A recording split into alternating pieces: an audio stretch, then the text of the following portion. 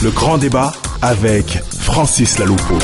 Bonsoir à toutes et à tous et bienvenue dans le grand débat en direct jusqu'à 18h45 exceptionnellement à cause de la canne. Bien entendu, nous rendons l'antenne plus tôt cette semaine. Vous l'avez remarqué, si vous voulez participer à l'émission, poser des questions aux invités, nous faire part de vos commentaires, un numéro de téléphone, le 01 55 07 58 00.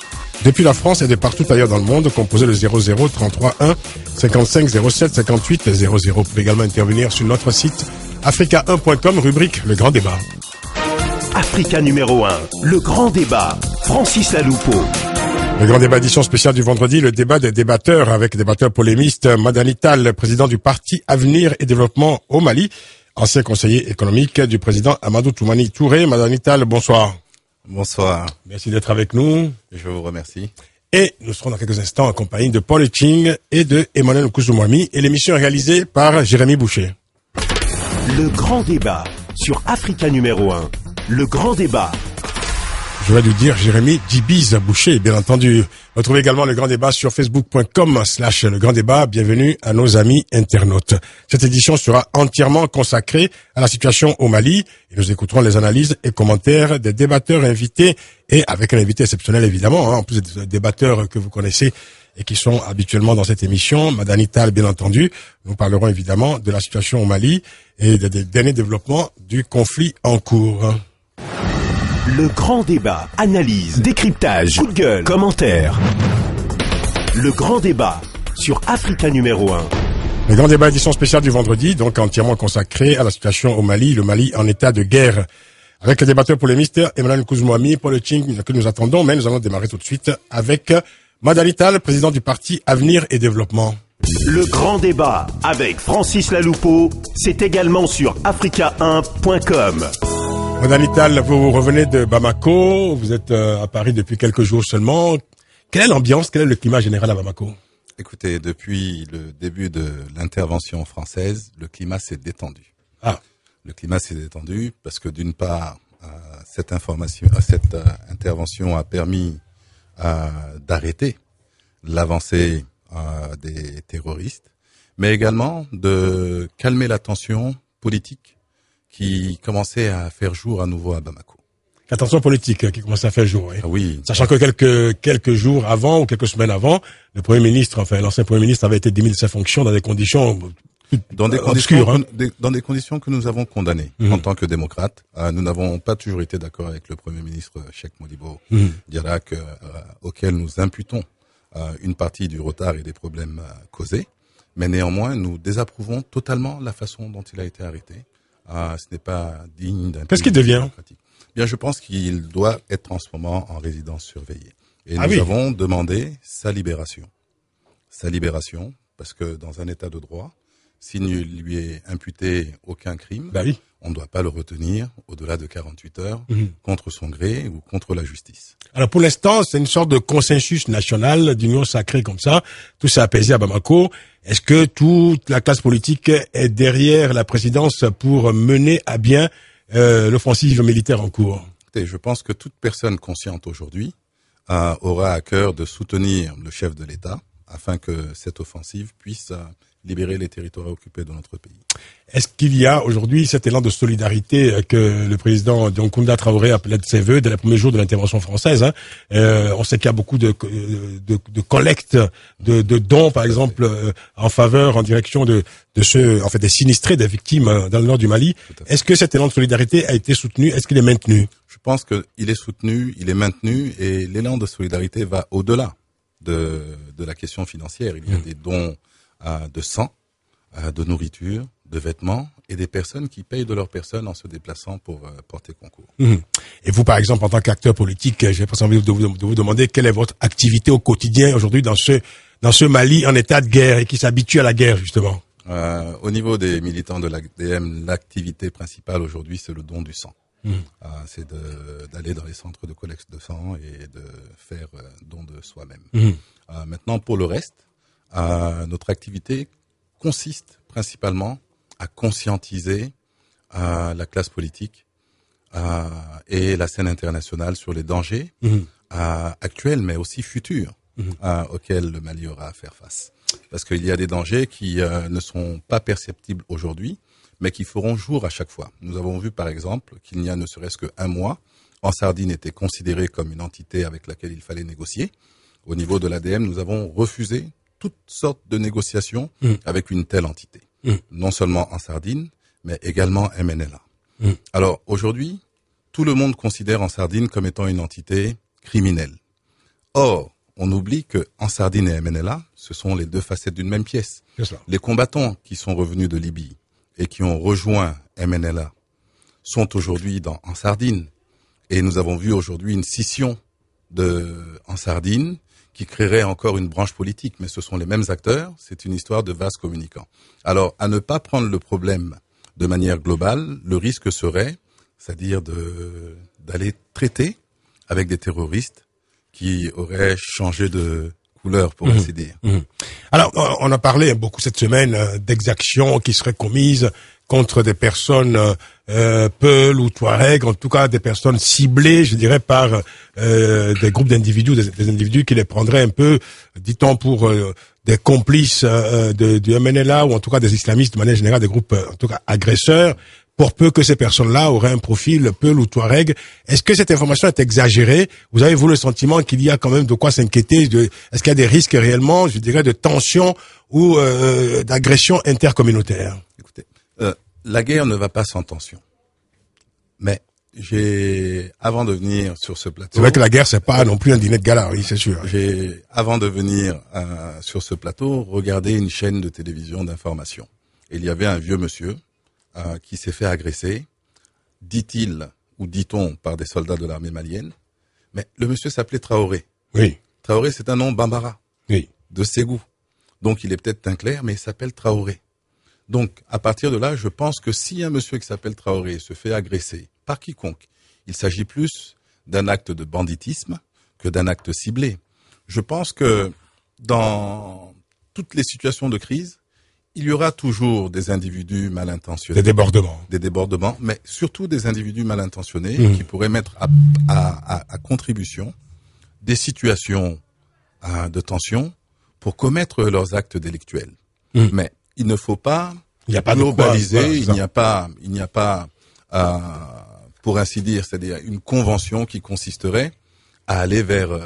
à désigner tous les Peuls ou Touareg du Mali comme étant des cibles. Comme vous pouvez le constater avec mon neveu, qui est Touareg, qui a vécu toute sa vie à Bamako, qui ne se sent pas solidaire du MNLA, En Sardine, qui ne représente pas la majorité des Touaregs. Qui ne représente non seulement pas la majorité des Touaregs, mais qui, même au sein de leur propre communauté, sont divisés. Aujourd'hui, lorsque vous regardez les principaux leaders de la rébellion, qui se trouvent entre Kidal et la Mauritanie, c'est le désaccord total.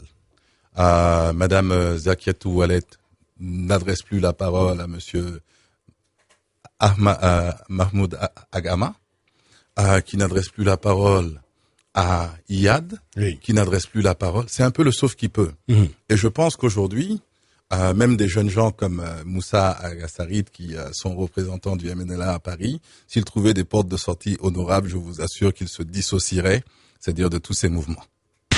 Participez vous aussi au grand débat en appelant au 01 55 07 58 00. Africa. Le grand débat édition spéciale du vendredi, entièrement consacré aujourd'hui à la situation au Mali. Le Mali en état de guerre. Nous faisons le point sur la situation donc dans ce pays, 15 jours après le début de l'intervention militaire. Alors parlons du sauf qui peut justement, mon cher Madanital.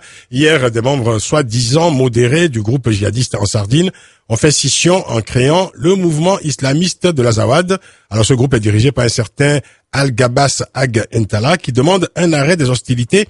On appelle également à une solution pacifique et propose même de s'associer à la lutte contre le terrorisme. Comment vous analysez cette scission? Que se passe-t-il? C'est la panique à bord? Écoutez, en moins de 8 mois, Al-Abbas est passé de député à l'Assemblée nationale malienne, à leader du MNLA, à leader En Sardine, et maintenant leader du MIA.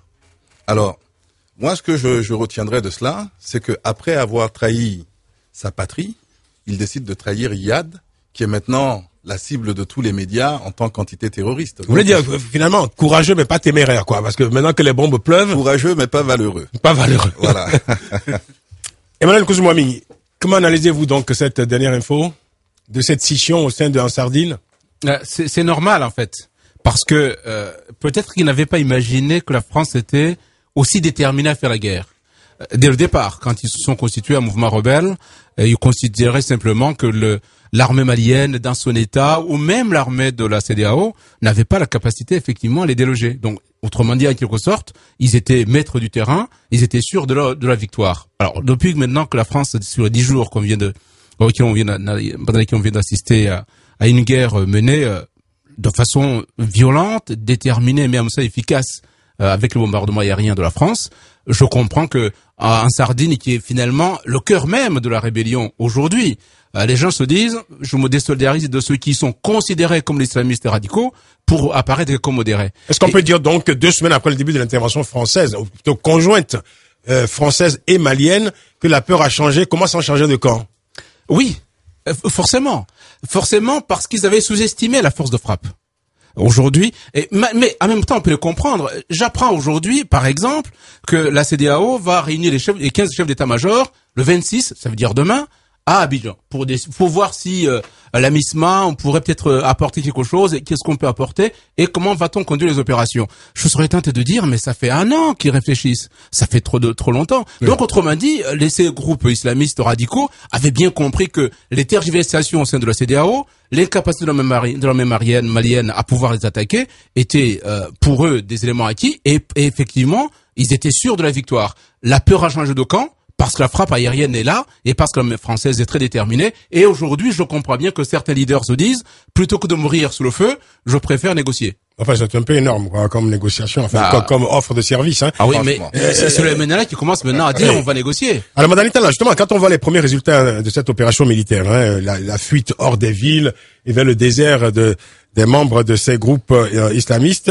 Alors, on se demande, hein, finalement, comme le sous-entendait à l'instant Emmanuel Kouzoumoumi, on se demande finalement s'il n'avait pas misé sur l'indécision, les tergiversations de la communauté internationale, surtout de la CEDEAO, parce que manifestement, ils n'ont pas anticipé cette intervention française, suivie aujourd'hui du déploiement de plus en plus soutenu, hein, des troupes françaises, des troupes africaines.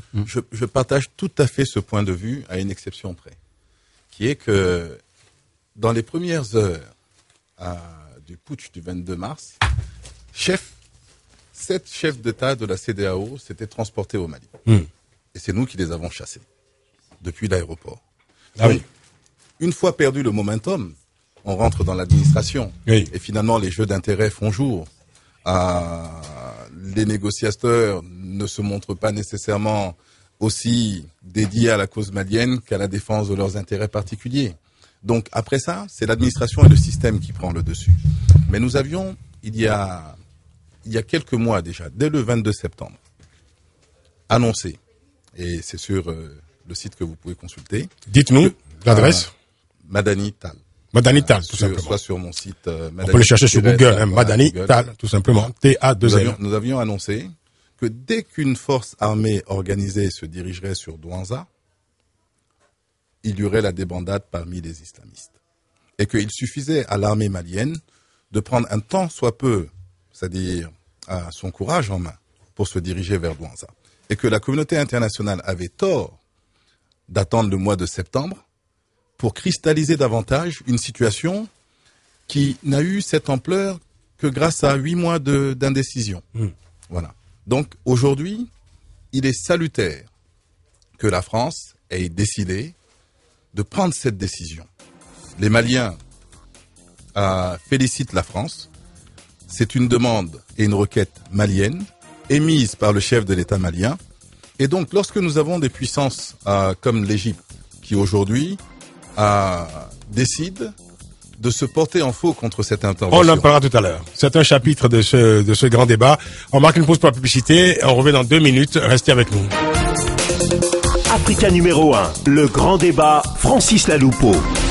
Édition spéciale du vendredi, l'actualité de la semaine commentée par les débatteurs polémistes de cette émission. Aujourd'hui, une édition entièrement consacrée au Mali avec Emmanuel Kouzoumoumi, analyste politique et essayiste. Dernier ouvrage paru, le partenariat Europe-Afrique dans la mondialisation aux éditions L'Harmattan. Le blog d'Emmanuel, la nouvelle-dynamique.org. Paul Eching, essayiste, dernier ouvrage paru, c'est toujours le même, hein, Le bourreau a tué 3 fois aux éditions Horizon.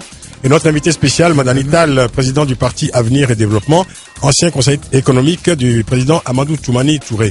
Alors parlons maintenant de l'état des forces à l'heure actuelle. Hein. Donc on annonce désormais 3700 militaires français, dont 2400 au sol, beaucoup plus que ce qui était annoncé au départ, qui prennent part donc à la guerre aux côtés des forces armées maliennes et des premiers éléments de la MISMA. Alors 1600 soldats de la MISMA sont déjà déployés au Mali et au Niger, auxquels il faut ajouter 2000 Tchadiens qui participeront à cet effort de guerre depuis le Niger. À noter également le début du soutien logistique et matériel des États-Unis aux forces françaises, ainsi que la mise en place de la mission de formation de l'Union européenne qui comprendra 450 hommes, dont 200 instructeurs. Alors, de la nuit de mercredi à jeudi, l'armée française a bombardé une zone dans le sud de Gao. Juste avant l'émission, nous avons appris d'ailleurs qu'il y avait des bombardements aux environs de Tombouctou. Alors, quelques 2000 soldats tchadiens et 500 soldats nigériens doivent se diriger vers Gao à une date non encore connue. Et certains ont commencé à se rendre vers le centre du Mali où ils doivent prendre le relais de 160 Français présents à Markala. Alors, Madani Tall, le déploiement des forces ouest africaines se poursuit et la France n'est plus seule comme on l'a souvent entendu depuis quelques jours quand même, parce que c'était ça aussi qu'on répétait comme ça, comme une sorte d'ancienne comme ça depuis quelques jours. La France est seule, mais la France au fond n'a jamais été seule dès le départ. Hein, c'est ça. Et il faut préciser, puisqu'on a cité toutes les troupes internationales, qu'il y a aussi l'armée malienne. Ah mais j'ai cité l'armée malienne d'emblée. Je parlais de c'est pour ça qu'il dit que la France n'était pas ça. Dès le début de l'émission, je parlais d'intervention conjointe. Oui, non, je dis ça pour pouvoir venir à un point qui est une information que je viens d'avoir. Le colonel Didier Dacko est rentré dans Ambori sans tirer un coup de feu. Voilà. Donc les islamistes ont déserté Ambori à l'heure où nous parlons. Donc l'offensive marche bien. Je pense que c'est une décision souveraine du Mali. Et il faut le rappeler, c'est très important parce qu'il y a des voix qui s'élèvent justement, comme vous le disiez, pour condamner cette offensive. On a parlé d'une guerre longue au départ, enfin qui risquait d'être longue. Finalement, est-ce qu'il faut réviser, je dirais, cette prévision? Parce que on parle des islamistes qui ont fui dans la brousse, d'autres vers le désert, etc. Est-ce que, comme certains l'ont dit, après, je veux dire, l'offensive militaire telle qu'on la connaît aujourd'hui, on devrait assister à une deuxième phase qui serait peut-être une phase de guérilla? Vous vous souvenez que ici même, nous avions annoncé que, justement, après, dès que l'on rentrerait dans les villes, ils fuiraient. Que Tombouctou, vous l'aviez dit, oui. Gao et Kidal seraient libérés en moins de 2-3 semaines. Mais que après cela, parce que les rebelles ne pouvant tenir une ville de cette envergure, ils continueraient dans la guerre des brousses, des règles, des ergues, la razzia. Mais ça, l'armée malienne a eu à faire face à ça depuis 30 ans. Et toujours avec le même acteur. C'est Iyad Agali qui a signé en 1991 avec le général Moussa Traoré les accords de Taman Rasset. Pour le compte, tenez-vous bien, non seulement du mouvement de libération de l'Azawad, mais pour le front islamiste de l'Azawad. Oui. C'est ce même Iyad Agali qui a signé avec le général Amadou Toumani Touré les accords du pacte national en 1992. C'est ce même Iyad Agali qui était à la flamme de la paix avec le président Alpha Omar Konaré en 1996. Et c'est le même individu que l'on retrouve aujourd'hui. Alors moi j'ai une question. Même s'il décidait demain de renoncer à toute forme de violence, compte tenu de ses antécédents, oui, est-il crédible? Et le président du MNLA est Bilal Ak-Sherif. Comment va-t-il se désolidariser de son oncle, Cheikh Aoussa, qui est le commandant suprême des forces d'Ansardine? Comment fera-t-il? Qu'il nous explique. Et à partir de ce moment-là, on pourra considérer que ce ne sont pas des vases communicants, mais pour l'instant, c'est un fait. Et puis on parlera également de la question, évidemment, de la justice et de l'impunité dans quelques instants, du refus d'impunité le moment venu, hein, j'allais dire. Paul Eching. Oui. Il n'y a jamais de guerre vraiment rapide, au sens de... le problème des guerres même, le long de l'histoire, c'est qu'on sait toujours quand et souvent pourquoi on commence une guerre. Il est pratiquement impossible de savoir quand ça va se terminer. L'exemple dans l'actualité, les Américains en Afghanistan, je crois que les Français vont revenir là pour vous dire que la guerre n'est pas terminée. Et ce qu'a dit notre invité, c'est que c'est vrai qu'ils peuvent... je sais pas si on rentre dans les villes sans combat, c'est parce qu'ils se sentent vaincus. C'est pas tout à fait. Là, ils ont fait sauter un pont que je connais mal. Oui, mais il y a une raison pour le pont. C'est Non, pour non, non, empêcher non, les enfin, troupes tchadiennes. oui, bien sûr, non, bien mais sûr. c'est pour Non, empêcher les troupes non, mais tchadiennes c'est intéressant, de oui. pénétrer. Absolument. C'est essentiel. Absolument. Le pont a été sauté pour Absolument. empêcher les troupes en provenance du Niger Mais c'est un de acte de venir guerre. les étouffer. C'est un acte de guerre. Tout à fait. C'est un acte de guerre. C'est un acte Et terroriste. voilà. Oui, enfin, c'est vrai. On est à peu près d'accord là. On se comprend. Hein. C'est pas vraiment guerre au sens guerre classique, troupe contre troupe. Voilà. Hein, on sait un peu. Enfin, en plus, ils mettent la charia devant. Voilà. Ils mettent la charia avant le bœuf. ouais. Ils mettent la charia avant. Ils mettent la charia. Pardon, Ils mettent la charia avant l'islam. Ils mettent la charia avant l'islam. Avant l'islam. Oui, absolument. Et puis, à Tombouctou, ils ont coupé l'électricité et l'eau. Vous voyez les dégâts que... Mais ça, ce sont des actes terroristes. Ouais, Vous verrez qu'il y a eu une guerre. Il y a eu une guerre en Angola pendant 30 ans. Non, mais pendant 30 ans, nous avons eu une guerre. Tout le monde le sait. Mais je vais vous dire quelque chose que vous devez aussi savoir. Il y a eu une guerre en Angola pendant 30 ans. Les infrastructures n'ont pas été touchées. Ni téléphone, ni électricité. Il y a eu une guerre en Côte d'Ivoire pendant 10 ans. Les infrastructures n'ont pas été touchées. Donc c'est pour vous dire qu'au-delà de la guerre, il y a aussi des actes terroristes qui consistent à couper toute velléité d'assurance à l'ennemi en procédant par la terreur. Et ce sont des guerres non conventionnelles. Et donc, lorsqu'on a affaire à une guerre non conventionnelle, on ne peut pas parler de guerre, parce que ce qui s'est passé en Algérie il y a quelques jours, c'est un acte de guerre. Mais est-ce que l'Algérie est en guerre pour autant? C'est un acte terroriste auquel l'Algérie a répondu avec la fermeté qui sied à de tels actes. Pardon, mais j'ai pris de retard, hein. Tu as parlé depuis 30 minutes. Bon, je Il fallait très vite parce qu'on rend l'antenne à 45, hein. C'est vrai, je vais seulement dire que le problème de dire la France est seule ou pas seule. C'est vrai que bon, on peut comprendre et regretter en même temps vraiment cette lenteur pour laquelle les troupes africaines se mettent en marche. C'est vrai que on en a parlé il y a une semaine ici. Voilà, c'est vrai, on en a parlé. Puis parfois, c'est vrai que les troupes qu'on envoie, ça me fait toujours rigoler qu'on a dit, on avait 40 militaires togolais. Bon, c'est vrai. Mais la valeur n'a pas point de nom. Mais ça c'est la blague du jour, hein. C'est-à-dire que j'ai entendu ça toute la journée. Pardon, Francis. Enfin, il y a 2000 Tchadiens quand même. Il y a 600 Béninois qui sont prévus. Oui, je vais pleurer normalement. Moi, je me porte en faux en tant qu'ami de mon frère Didier Akoueté. Je me porte en faux contre toute atteinte à l'intégrité du Togo. 40 militaires pour aller faire la guerre contre peut-être que ce sont des instructeurs. Non, il y a 3200, je crois, soldats de la MISMA qui sont prévus.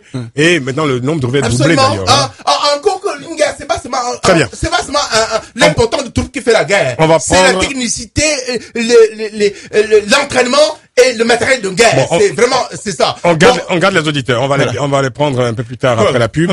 Alors, allons-y très vite, hein. Parlons justement de la question, je dirais, judiciaire, hein.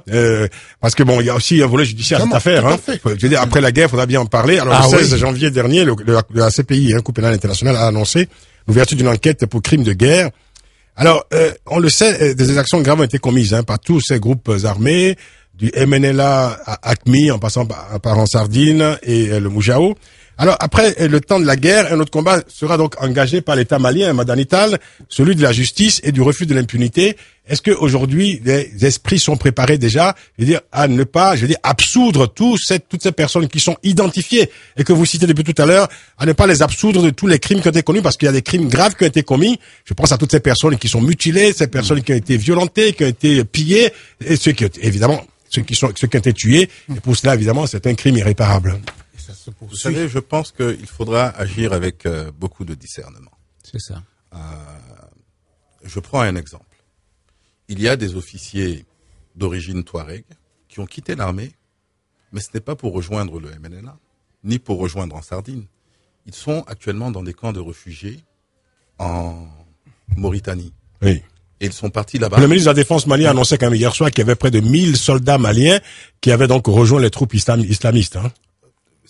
1000 soldats maliens ne sont pas tous touaregs. Non. Voilà. Non, mais il n'a pas. Il n'y a pas que les touaregs dans l'histoire. Voilà, je ne fais que préciser. AQMI, c'est pas des touaregs. Il a des militaires seulement. C'est des militaires. Je précise que donc il y a beaucoup de soldats maliens d'origine touareg qui ne sont pas actuellement dans l'armée, qui se trouvent en Mauritanie parce qu'ils ont simplement eu peur des exactions. Oui, on parle pas de cela. Voilà. Maintenant, une fois cela écarté, mais les leaders de la rébellion, et les chefs terroristes, ceux qui ont commis des exactions, mais à moins qu'il y ait une impunité totale, ils doivent passer devant la justice. Ah ben c'est très clair. Voilà. On marque une pause, on revient, on écoutera le commentaire de Emmanuel Kouzoumoumi, évidemment. Restez avec nous, nous sommes ensemble encore pendant 15-20 minutes pour cause de Cannes, parce que vous savez, c'est la Cannes qui a pris tous les quartiers, ces quartiers à la radio, donc évidemment c'est une version un peu raccourcie du grand débat, mais c'est très bien ainsi. L'important c'est la qualité de ce que vous dites, messieurs, ce n'est pas forcément la quantité. À tout de suite. Africa numéro 1, le grand débat. Avec Madame Ital, Paul Ching et Emmanuel Kouzoumoumi. Alors, on va aller très vite. Emmanuel Kouzoumoumi, on va écouter votre commentaire très rapidement. Ensuite, on passera au volet des réactions en Algérie et en Tunisie. Bien. S'agissant de la justice internationale, naturellement, je suis d'accord avec notre invité. Il faut que on agisse avec discernement, parce que tous les combattants ne sont pas des criminels. Attention, je mesure bien mes mots en disant cela. Il y a, en gros, pour moi, les organisateurs de la rébellion. La guerre, les rébellions qui est devenue la guerre. Ceux-là, naturellement, vous les connaissez, les Maliens les connaissent. Ceux qui, en tout cas, s'intéressent à la question, on les connaît également. Ceux-là sont en première ligne et forcément, ce sont les principaux acteurs de la rébellion et donc de la crise actuelle.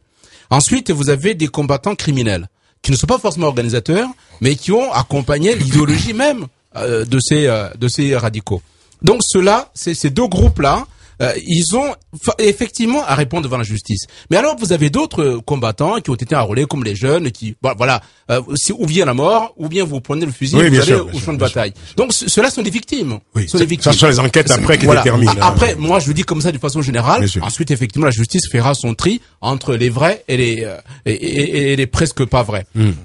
Deuxième élément, on parlait de la guerre courte. J'ai entendu de la presse, effectivement, les gens qui disaient, je suis de ceux qui disaient que le Mali va devenir l'Afghanistan de l'Afrique.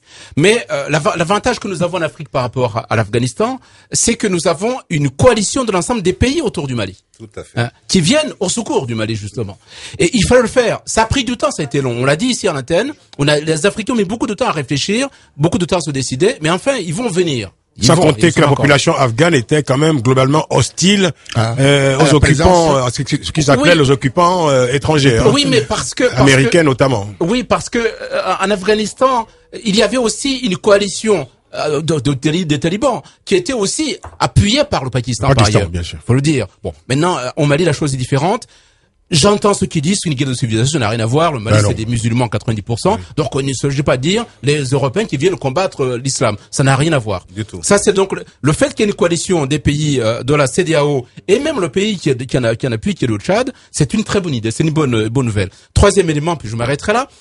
Les problèmes du Mali. Il a toujours 3 éléments, Emmanuel. J'en ferai pas plus. Le troisième élément. C'est un énarque. Ça, le troisième c'est l'ENA, ça. Est lié à la situation même du Mali. Lorsque je dis que quand je lis les grands indicateurs et que je vois que la moitié des enfants maliens vont à l'école et que le taux d'alphabétisation des plus de 15 ans est de 30%, je dis c'est très faible. Naturellement, toutes les rébellions vont chercher dans l'obscurantisme l'éducation. Et donc, ce qu'il faudra faire après cette guerre-là, il faudra qu'on fasse un effort, peut-être par les moyens internationaux, peut-être avec l'aide internationale, de façon à ce que le Mali sorte un peu de cette crise qui est une crise de la culture, de l'ignorance, de façon à ce que, au moins demain, on n'ait pas à refaire ce genre d'obscurantisme par les islamistes radicaux. Ils jouent là-dessus les islamistes, sur l'ignorance de la population, absolument. Très bien. Alors, lundi dernier, le président égyptien Mohamed Morsi a exprimé son opposition à l'intervention française. Quelques jours auparavant, c'était le président tunisien Monsek Marzouki, enfin un président sans pouvoir en Tunisie. Mais bon, Monsek Marzouki qui s'est abstenu d'apporter son soutien à la France en déclarant sa préférence pour une solution négociée. Alors, qu'est-ce que vous pensez de ces réactions? Parce que est-ce qu'on peut dire aujourd'hui on peut parler d'une division du monde musulman face à cette guerre au Mali? Mais avant cela, on va écouter, Madame Ital, si vous permettez, on va écouter un auditeur justement qui nous en parle, qui donne son opinion sur ces réactions, disons contradictoires au sein du monde musulman. C'est Francis qui nous appelle. Francis, c'est mon homonyme. Bonsoir Francis. Bonsoir. Merci pour les quelques minutes que vous m'accordez. Vous savez, je vais faire une petite remarque. Je ne sais pas si entre vous là-bas, vous avez fait cette remarque aussi. Vous savez, nos frères africains du Maghreb, il n'y a aucun qui a donné son soutien au Mali. Vous savez pourquoi? Parce que quand on regardez, au Mali, les Touaregs, ils sont 500 000 au Mali, 700 000 au Niger, 50 000 en Algérie. Donc, il y a tout de suite, je ne dis pas que tous les Touaregs sont les mêmes, pour autant, Oui. Moi, je suis né dans un pays voisin du Mali. J'ai grandi avec des Touaregs, de tout ce que vous voulez là-bas. Donc, il y a longtemps de cela. Il y a des bons et des mauvais. Vous voyez? Mais quand le président égyptien sort des mauvaises paroles à l'encontre du Mali, je dis que c'est déplorable pour sa part. Très bien. Voici la Tunisie, l'Égypte, ils ont voulu des pays islamiques. Mais je pense qu'aujourd'hui, la majorité des gens qui ont voté peuvent se couper les doigts parce qu'ils le regrettent amèrement. On est des musulmans. Musulmans peut-être, mais pas besoin d'être pays islamique pour autant. Vous comprenez? Très bien. Moi, le Mali, c'est un pays où la religion chrétienne a existé. Ça date pas d'hier. Les chrétiens et les musulmans vivent ensemble. Dans une même famille, tu pourrais trouver une partie de la famille est chrétienne, l'autre partie est musulmane. Ils vivent en bonne harmonie. Et brusquement, comme ça, des gens, parce qu'ils veulent se faire des business sur le dos d'une partie du territoire que le Mali n'a pas laissé les moyens pour entretenir, ils ont pris, bouf, alors ils vont créer un parti islamique, commencent à couper des pieds, des doigts, des mains, tout ça. Vous êtes ça normal? Oui. Alors, ça dit que ces pays, les pays du Maghreb, s'ils estiment qu'ils sont supérieurs aux pays de l'Afrique de l'Ouest, c'est avec beaucoup de regrets que je l'ai dit, ils disent des conneries. Merci beaucoup, mon cher Voilà, Francis. non, ils disent des conneries, s'il vous plaît. Je suis désolé. Merci. Mais ils disent des conneries. Merci L'Afrique beaucoup. de l'Ouest est supérieure aux pays maghrébins. Merci, Parce que Francis. tout le monde a dans nos terres. Merci de votre intervention. Alors, juste en parenthèse, on a reçu tout à l'heure une information tout à fait insolite.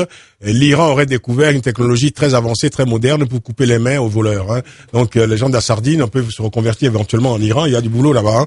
Alors, réaction quand même de Mahmoud Dicko, qui est le président du Haut Conseil islamique du Mali. Hein. Réaction donc à ces positions énoncées par les présidents égyptiens et tunisiens. Il dit ceci, il dit le Haut Conseil islamique dénonce avec vigueur la campagne de dénigrement dans la presse de certains pays du Golfe et autres pays musulmans par rapport à l'intervention militaire française au Mali comme étant une agression contre l'islam.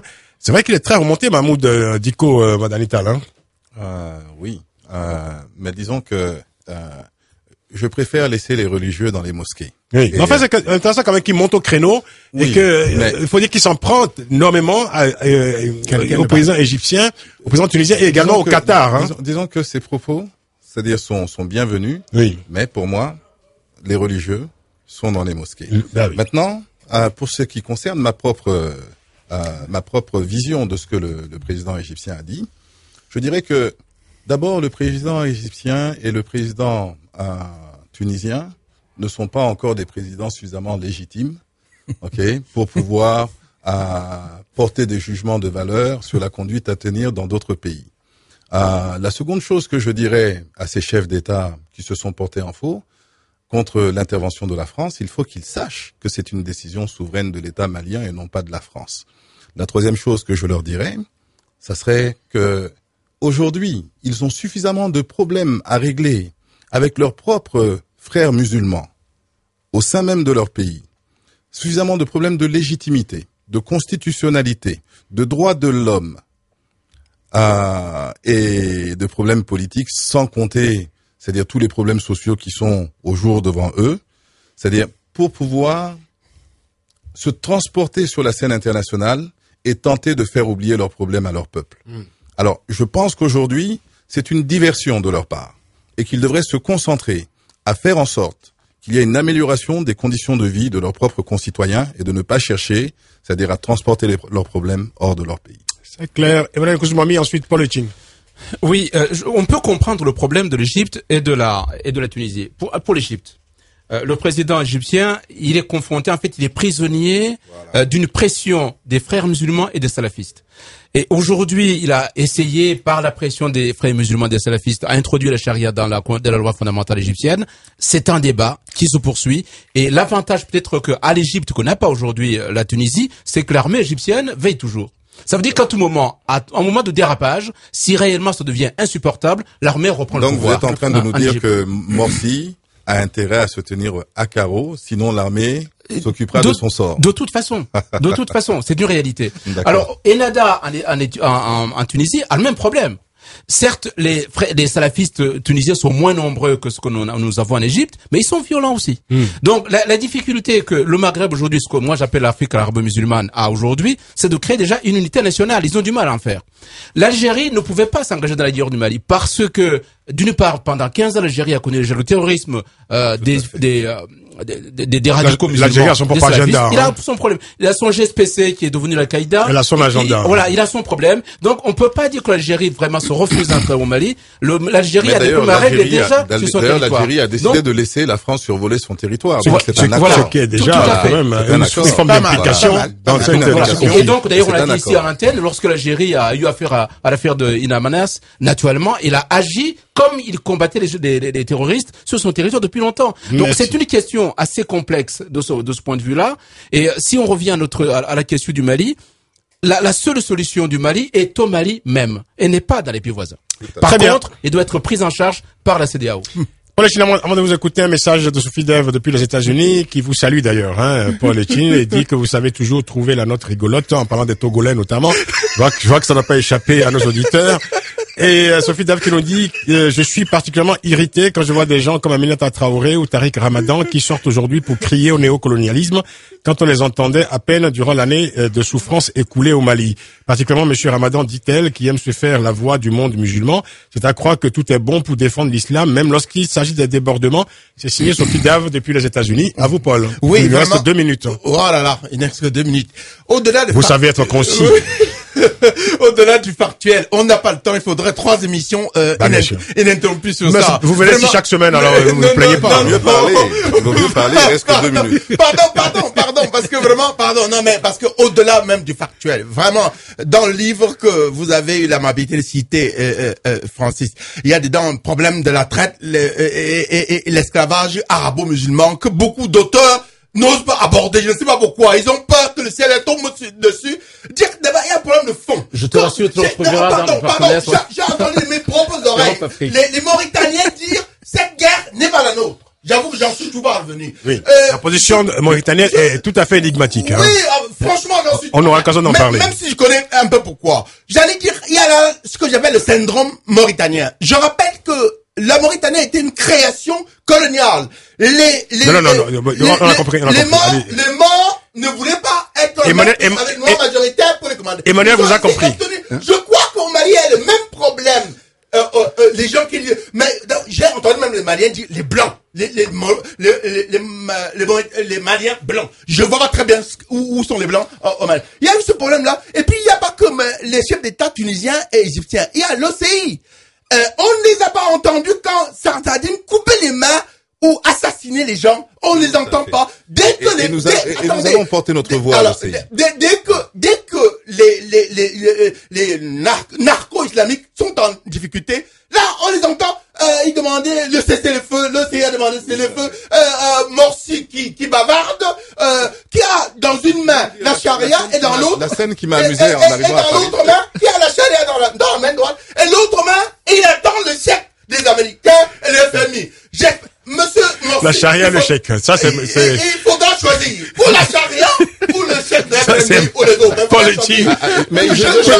Echine a résumé la position égyptienne en un mot, la charia et le chèque. En arrivant à l'aéroport à Paris, j'ai vu un jeune homme barbu avec une djellaba et une paire de baskets Nike. Franchement. Je me suis dit, mais il se fout de la gueule du peuple. Oui. Excusez. Oui. C'est-à-dire qu'il faut choisir, Merci. comme vient de le dire Faut Paul, choisir. Merci. entre le chèque. Ou Allah ou la terre. On est sur terre, là, le pied sur terre. Allah, c'est plus tard, hein. Merci Non, beaucoup. attention, ne mettez pas Allah dedans. Merci Ne mettez pas beaucoup. Allah dedans. Mais Merci c'est eux beaucoup. qui le mettent, c'est pas moi. Non, Merci, on laisse Allah de côté. La Non, semaine, c'est ce que vous dites. Ils non. utilisent ça pour tuer Si- les gens. s'il vous Tant mieux plaît. pour eux. S'il vous plaît, s'il vous Mais plaît. on laisse Allah hors de ça.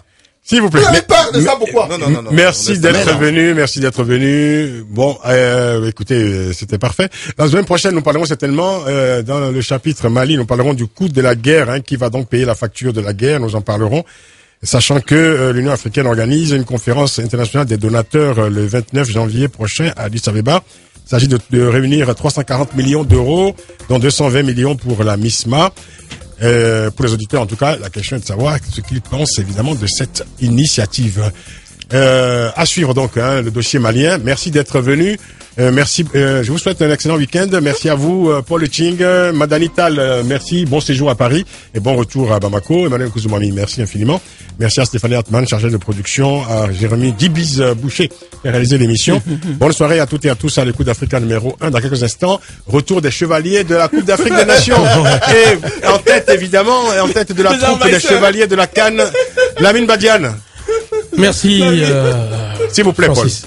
Merci Francis, mais je veux dire, effectivement, nous sommes des chevaliers parce que c'est relativement long. Oui. Parce que et des marathoniens. De 15 vous heures dormez jusqu'à ici, 23 vous passez heures, la nuit ici ou pas? Faire le briefing, le débriefing de cette Coupe d'Afrique des Nations. Dites-moi. Mais elle est belle quand même. Vous passez la nuit ici ou pas? Non, on a la chance de tout le monde se pose la rentrer. question de savoir si vous rentrez chez vous, en fait. On y arrive.